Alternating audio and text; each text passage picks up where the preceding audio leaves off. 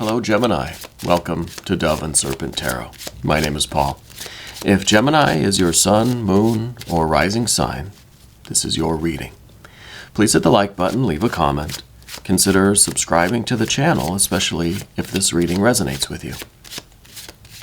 And if there is anything you need me to pray over, or meditate upon, or send positive energy toward, please let me know. Now, this is going to be a general reading, so try to be open and receptive to whatever may come through during our time together. I am merely the messenger, and I ask that you connect directly with each of these cards and use your own intuition to take you beyond the details that I might provide. And remember, Gemini, that the most important part of any tarot reading is you.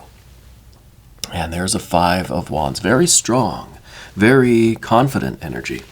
Let's see what we are doing with this confidence. There's a show of strength happening, right? Let's find out what this is all about. Where are we showing this strength? Oh, look at that, sun energy. The Three of Wands, the Chariot. We got some court cards and a Three of Cups. Let's continue. Empress, Six of Swords, Six of Wands, and another court card. Very cool. Very interesting. Let's select our mystery card, bonus card, confirmation card. This is one random card from the Smith-Waite Tarot. We're just going to set it down over here. We'll put Frankenstein's monster duck right there on top. And we're not going to look at that card until the very end, okay? We're going to see if it might tie everything together. But if at any point during the reading you get an idea, a sense, a feeling of what that card is, I want you to put your prediction in the comments below. Okay? I want to see if we can collectively raise our vibrations, tap into spirit, tap into source, and let's start discerning this mystery card together, right, as kind of a group exercise here. But first, let's take a look around the room. We've got major, major, and major. I like what we have here. I like that we have this Chariot, this Cancer energy. We have the Sun, and we have Venus. We've got the Empress, right? So this is really, I think, a very powerful trio of energy for manifesting our goals in life, right? We've got some fire energy here, just some outright fire energy. With this too, we've got some water. We've got some air. And then, of course, we've got... wait, we don't have any earth, do we? No, we've got our fire, we've got our water, we've got our air. Where's the earth energy? It could be that the earth energy here is in the Empress card, kind of as a potential. And this is our general energy. So I feel like we're really moving into a period of time in our life where we are capable of not just anything, but everything, right? That your future really now is, it's there for you to build, to grow, right? You've got all the power. You've got everything you need within you. All of the resources we either have or we can create, okay? Well, let's start at the beginning. We've got a Five. The Five of Wands here. I feel like we're turning this Five into a Six. That we are... It's interesting with the Five and the Six of Wands because one is an active number. It's a 5, right? Which is an odd number. It's an active number. But this is Saturn in Leo, right? There's a Saturn influence in this card. Whereas this card is a 6. It's a kind of a stationary energy. It's stable, right? It's harmonized. But it's got the Jupiter influence, so it's expanding. So this is a 5. This is very active energy that's being kind of restrained by the Saturn planetary energy, right? It's the exact opposite with the 6. This is very stationary energy that's being kind of stretched out and drawn out and expanded by the Jupiter energy. It's very interesting kind of duality that we see there. But anyway, I think that you're somebody who really does enjoy competition, okay? I think that you have an ability to utilize all of your strength in just the right way, the right degree, right, the right magnitude. Yeah, you've got this Saturn ability to restrict your force, to restrain yourself when you need to. This is very important when we are trying to be a sun. When we are trying to be the center of our universe, we're trying to be balanced, we're trying to be whole, we're trying to be stable creators. Because what is the sun but a star, right? And what is a star but a ball of energy that does all this kind of nuclear power stuff inside that is fueling this fire outwardly? It's like you have all of this internal force that is pushing outward, right? But then we have our own mass, our own gravity, the pressures of the world around us that is trying to kind of squeeze us, trying to crush us, right? So being a star is really about the proper balance of the internal pressure and external pressure. It's equilibrium in this star, right? Which is interesting, the same kind of equilibrium we see here. We have this outward moving force that we need to control. We have this stable, maybe this is the external pressures coming in that we then need to kind of regulate, right? So we have this balance here that's allowing us to be in our full power. Now, full creative power doesn't mean that you're just pedal to the metal. It doesn't mean that you have the throttle wide open. It's about the correct usage of the throttle. You don't always have to go at 100%.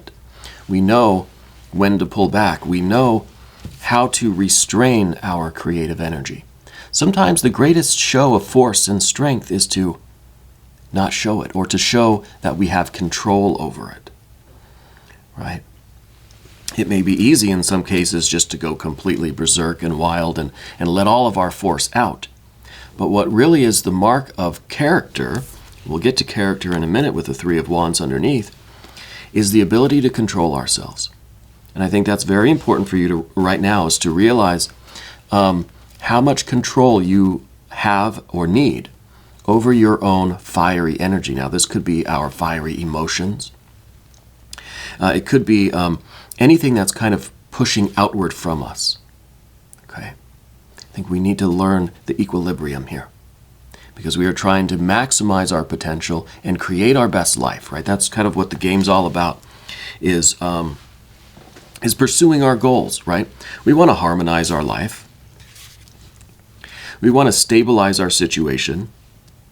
But I don't know if our goal is necessarily just stability, right? Stability is a good foundation. It's a stable platform for us to pursue what's really meaningful to us, pursue what is our true will, our true intention, our deepest desires, our soul desires. And we'll talk about the Three of Wands. This is underneath everything. This is your integrity. This is your character. I think you're the type of person that understands the implications of your choices, right? Because we have this fiery energy and the 5 and the 6, we have this internal, external pressure and the regulation and the exertion of force and the equilibrium of kind of the opposing forces. You have to have integrity. You have to know yourself. This card is virtue.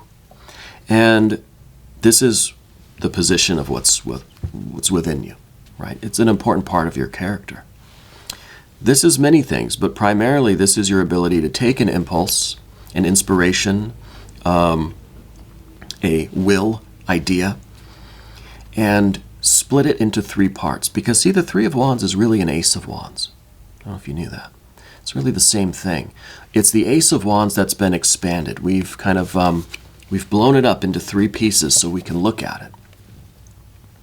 This is taking your original impulse and idea, checking it for intellectual or mental harmony and stability and integrity, checking it for emotional structure, integrity, stability, right?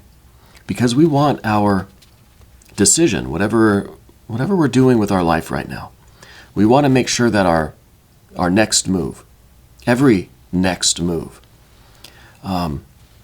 is congruent, right? We want to make sure that our decision, our potential for action here, is resonating with our core beliefs and values, our heart and our mind, our thinking and our feeling, what we believe and what we feel is valuable and right and true and good in our life. Yeah. So I think you have that ability. Gemini typically, at least in a stereotypical way, has that kind of ability to split things up. You know, Gemini is about unity. Sure, bringing things together. And that is kind of a very kind of mainstream objective for spiritual development for Gemini. Learn how to unify yourself, right? Learn how to be of one mind, of one objective, one will. But in order to do that, I think we have to take what we perceive as our will, as our intention, and split it up into these three components. This is also your thinking, your feeling, and your doing. Mind, heart, body. Right? Making sure that we have this unity, making sure every aspect of ourself is on the same page. Okay? And this is also the integrity, because we see this reflected in the 6. 3, 6, right? Kind of obvious. We want to make sure that our decisions have the right kind of impact on the environment. Okay? So this is checking for the kind of the ecology of what you're doing.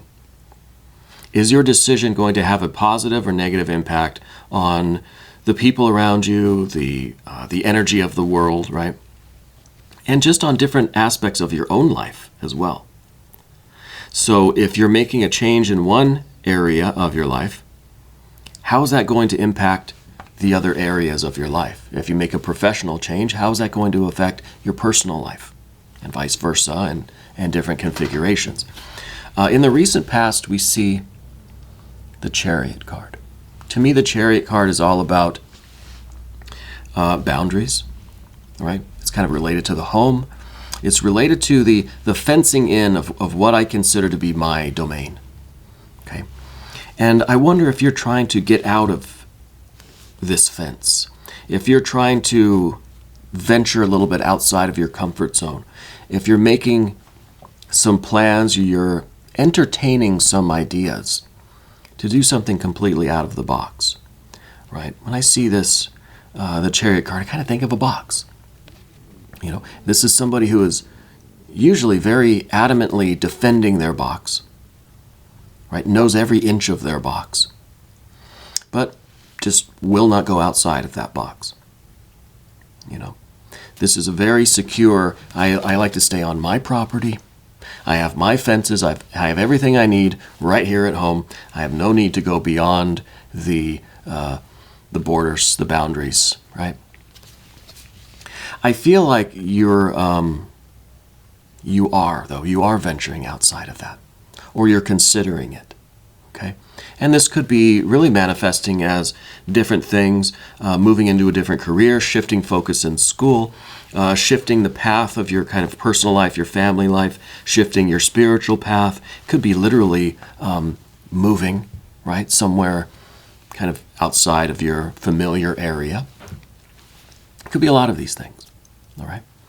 And with the Prince of Swords at the top of the path of the dove here, I feel like you are someone, I mean, this is some Gemini energy, right? It's double air. It's kind of the idea of checking your plans and then checking them again. You know, you're a very thoughtful person. And I think it really is important to you that the people in your life, friends, family, loved ones, the people that matter to you, understand what you're doing and why. I feel like you're very open with communication, right? And that's important to you. So it could be that we're looking for a way right now to explore our plans with other people, with maybe our family, maybe our friends, maybe your employer, like your boss, you know. How do we broach the subject without everybody thinking, oh, you're doing something, you've already made the decision, and they kind of react like you've already done it, right? So I think we're looking for a strategy or a way to bring this subject out in the open without everybody freaking out. You suddenly say, hey, I'm moving, to Egypt or something, or I'm thinking about moving to Egypt. Everybody just throws up their stuff and starts running around in circles thinking that you're already on the plane, right? No, it's just something I'm thinking about. It's just something I want to explore. So I think you're very thoughtful in that way. And I think you are doing something that is very significant for you. I think you're moving outside of your comfort zone, whether personally, professionally, or literally, I don't know. And the idea is that it's really something that's good for you. This is the Three of Cups in the future position. This is a decision that you're hoping will help you to generate your happiest life. The Three of Cups is all about understanding the process of creating love and abundance and connection and meaning and satisfaction. And I think you're hoping that this I feel like it's a big decision or a big kind of life move, right? A big move in your life. You're hoping that it's going to be a way for you to start creating this kind of love and abundance and the fulfillment of your truest nature. It is something that you feel is right for you. I think you're still exploring it. I think we're starting to kind of test it and see how it feels and analyze this choice or this decision, see how it resonates with us, see how others in our environment might react to it, looking at where the ripple effect might take it, what other areas of your life and the lives of others will be affected by this. But I think you're feeling that this is really the best way for you to open up this potential. See, this Three of Cups is still in an embryonic stage. It is not yet manifested. Okay? So we're thinking that by making this big move, this big change, big decision, or whatever it is, life event, will allow you the potential or the opportunity to create this abundant happiness and bliss and pleasure and satisfaction, etc. Okay? And really what we're hoping for is the activation of this Empress energy. Hoping that through our efforts, which it's going to take some effort. I mean, we've got this fire energy here for a reason. It's going to take a show of force, but how much throttle, how fast do you need to get moving, and how hard should you mash the accelerator? That's something that you're going to have to discern. Because if we know anything about nature, about creation, about growth, about Mother Nature, for instance, it's a delicate process, right? I mean, I could speak from experience. I'm not really one for growing plants. I don't know why, I just can't seem to do it. I end up overwatering it. I end up giving my plants too much sunlight. And that's kind of where we need to show a little bit of restraint. I don't have to do everything all at once. I don't need to give the tomatoes a month's worth of water in just one afternoon. We've got to have a little bit of that Saturn restraint on our efforts. And with the Five of Wands, I want to do something. I'm going to do as much as I can. The Five is that attitude that if a little is good, a lot is great. That's not always the case. It is a little bit more scientific than that. Right here is the card of science. And with these two together, this is us understanding the process. I love the Six of Swords. This is one of my favorite cards. Because not only is this the correct interpretation of the data and the facts, putting everything into a system where I can understand how much needs to go in every place. I can understand how all of the little parts create something that goes way beyond just the sum total of the parts. This is like an ecosystem, or like a car, or like our own physical existence. Everything is working together, right, in a way that transcends just the pieces themselves. Right? But if one thing is out of place, if one organ system isn't working, if one spark plug isn't working, or if one wire is disconnected in the car, it's not going to work right. It's just a heap of metal and wires and plastic and all this other stuff. But when everything is functioning together properly, it becomes a means of transportation. It becomes like, wow, I can go anywhere. And that brings us right back to the chariot. The chariot is the car, anyway.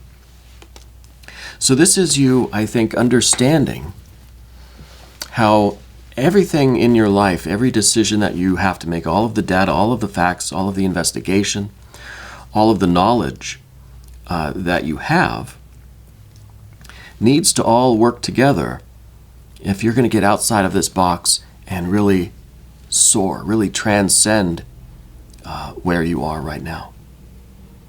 Okay, really to make this move really work, right, in the bigger picture. I like the Six of Swords for another reason. This, to me, represents the union of thinking and feeling, right? It represents our mind and our heart right on the same page. Beautiful, beautiful symmetry, congruence, harmony. We're resonating with ourselves. Our beliefs, what I think, what I understand, right? What I believe about this choice, decision, move, whatever it is, I now feel in my heart is the absolute best choice that I can make. You know, and it's not very often, I think, that we have our mind and our heart both like say, yep, we concur. You know, that's, to me, that's perfect. And that is the kind of energy we want. That's our human personality, kind of not offering any resistance to the path of creation. If creation is like an electrical current going from source to the mechanical thing, we don't want any impedance. And the impedance comes from our thinking and our feeling, right? We feel one way about it, but we think a different way, or vice versa. Either way, it creates a kind of static. The signal doesn't get through from battery, from source, to the mechanical thing, the action, the earth plane, right? The world of mechanical, action and things. So I like the Six of Swords because it shows that we are not offering any resistance. That now this decision that we've made, this fire energy, can go straight to manifestation, straight to actualization in the physical world. And that is really what we want. Because we are in this mode of activating our Empress energy, which is our readiness to receive that electrical impulse, that spiritual impulse from source, right, from the battery, from the source, and begin. It's like an earth that is ready to receive the sunlight to start growing these plants, right? And that's what we're ready to do. We're ready to start really growing our best life, living our best life, manifesting this life. And I don't think it's just one thing. You're not just growing one tomato. You're not just growing one tomato plant. You're growing an entire garden, an entire paradise, an entire kingdom for yourself, right? And your loved ones, family, the business, whatever it is. So we're really in this creative mode. This is beautiful. Really, really beautiful. And we need all of these things to come together. We have to have it down kind of to a science, right? And we talked about the Six of Wands a little bit. This is, for one, this is kind of the confidence that comes from us overcoming the challenges. And the Five of Wands does represent the challenges, generally speaking, whatever the obstacles are to you activating this Three of Cups and becoming this Empress energy here, right? Whatever the obstacles are, and I'm sure there will be, and there are many. The Six of Wands is you overcoming those obstacles. Now, the reason why this is the obstacle too, this is the fear, the worry, the concern, right? This position in the spread, is because there is a risk of us overinflating our ego because we've overcome these challenges, right? You get a win in your life, it feels good. You get a really big win, it has a really big feeling. So with the Jupiter energy here, there's this risk of overinflation. I'll knock something over. And that's something that we have to be aware of. That's something we don't really want. We want this, but not too much of this. Right? We want confidence, but we don't want arrogance. So what we are doing next is we're balancing that with this water energy. This is water and fire. Oh, perfect, right? It's a little bit more subtle than that because this is the Knight of Cups. This card in itself shows fire and water. It is the Knight of Cups, fire of water. Right? This is showing you the method of how you temper all of this confidence and this ego. See, ego, there's nothing wrong with ego. I'm getting a little tired of hearing all these people on different channels saying, you've got to kill your ego, get rid of your ego is bad. Enlightenment is not the absence of ego. It is the right functioning of ego. It is an ego that is obedient to the will of the self. We need ego. Ego is the decision maker. Ego is kind of the part of our consciousness that kind of keeps everything going, right? Kind of is the one that can do this kind of work and the rest of the work too. But we can't let ego think that it's the boss, because then it gets too big, thinks it has too much power, right? How do we keep that in check? Well, a Knight of Cups. This card's all about giving and receiving love, gratitude, affection, kindness, random acts of kindness, being of service to others as a way to temper ourselves, as a way to maintain our integrity. See, the Three of Wands down here is also the understanding the process of creation on the spiritual plane, right? So we have to understand what exactly is coming from Source so that we can then kind of become a proper receiver of that energy. This is kind of like a mountain, and this is the big antenna receiver on top of the mountain there. So we have the understanding in both of these, fire and water, right? We have here fire and water. What do we have in this card? Fire and water. So we have the understanding of the process of creation, both creatively, actively, dynamically, forcefully, right? Externally and internally, passively, magnetically, on the plane of our emotions.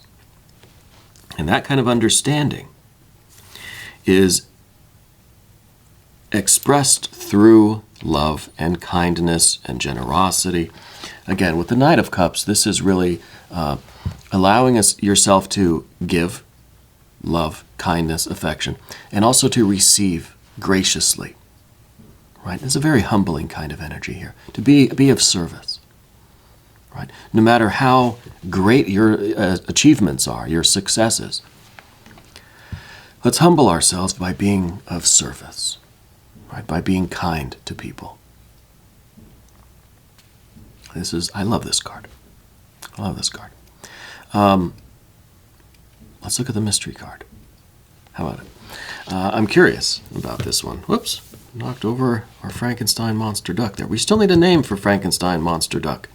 If you saw the one card reading for today with the new energetic cycle, I think I told the story of that duck, how we got that duck. It does need a name. Anyway, this is the point of the reading where I ask you to connect with these cards. Let's try to discern this mystery card together. Put your predictions in the comments below. All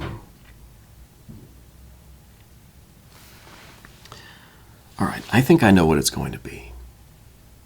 This is kind of a long shot here, but I want it to be the Lover's card.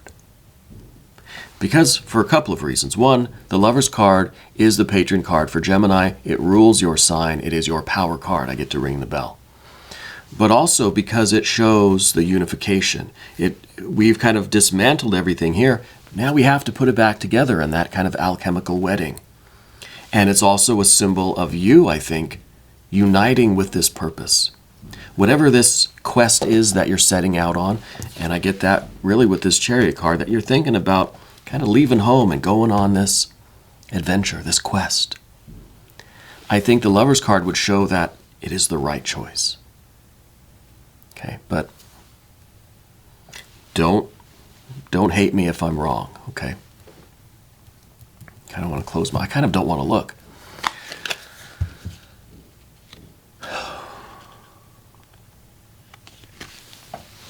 That is the Lover's card. I'm really on a roll today. So this is, I already explained it, right? I don't have to go over it again. This is your power card. I get to ring the bell. That's my favorite part, ringing that bell. This is, I think, a confirmation that you're on the right track. That this quest is the right quest for you.